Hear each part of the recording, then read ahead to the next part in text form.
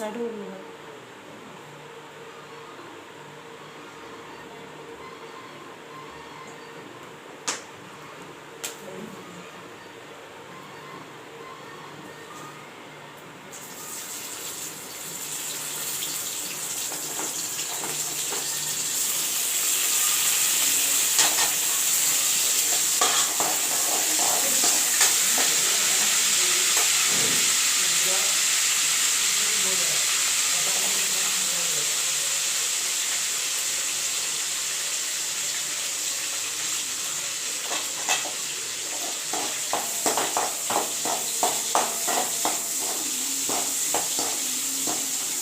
உளுந்து போட்டிருக்கேன். சரிங்க. எண்ணெய் போட்டிருக்கேன். வெங்காயம், கருவேப்பிலை, வெண்டைக்காய் பச்சடி.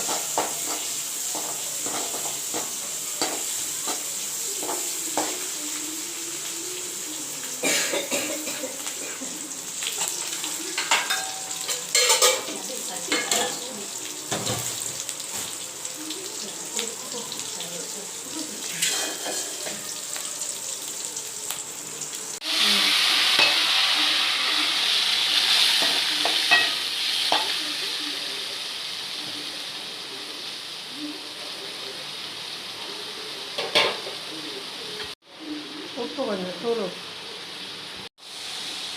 கழுவிட்டு வெட்டி வதக்கி வச்சுருக்க வெண்டைக்காய் கட் பண்ணுறதுக்கு முன்னாடியே கழுவிடணும். கழுவிட்டு தான் வெட்டணும், இல்லைன்னா அது பிசு பிசுன்னு இருக்கும்லம்மா. ஆமாம், கழுவிட்டு தான் கட் பண்ணணும். கழுவிட்டு கட் பண்ணிவிட்டு நல்லா வதக்கிட்டு அப்புறம் தான் பச்சடி கிரேவி பண்ணணும்.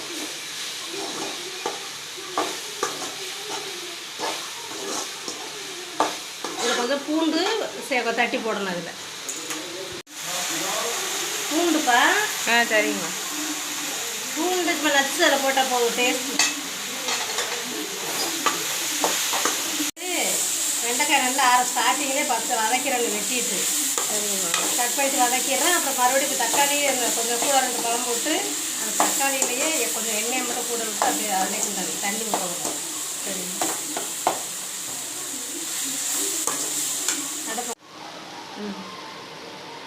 ஒரு ஸ்பூன் மசாலா எல்லாமே அதை கலந்து அரைச்சி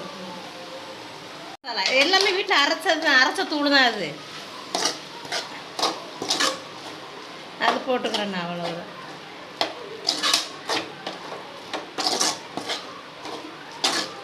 இது தண்ணி வேணால் லைட்டாக தொளிச்சுக்கிறலாம், ரொம்ப வைக்கக்கூடாது. தண்ணி லைட்டாக தொளிச்சுக்கிறலாம், எண்ணெய் சேர்த்துக்கிறலாம்.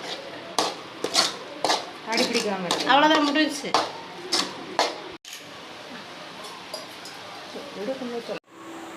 வெண்டைக்காய் பச்சடி செஞ்சு சாப்பிடுங்க, செம்ம டேஸ்ட்டாக இருக்கும். நண்பர்களே, நீங்களும் வீட்டில் ட்ரை பண்ணி பாருங்கள். உங்களுக்கு இந்த வீடியோ பிடிச்சிருந்தா லைக் பண்ணுங்கள், கமெண்ட் பண்ணுங்கள், சப்ஸ்கிரைப் பண்ணுங்கள், அண்ட் பக்கத்தில் உள்ள பெல் ஐக்கானை கிளிக் பண்ணுங்கள். அப்போ தான் நாங்கள் போகிற வீடியோஸோட நோட்டிஃபிகேஷன் உங்களுக்கு உடனே வந்து சேரும். தேங்க்யூ.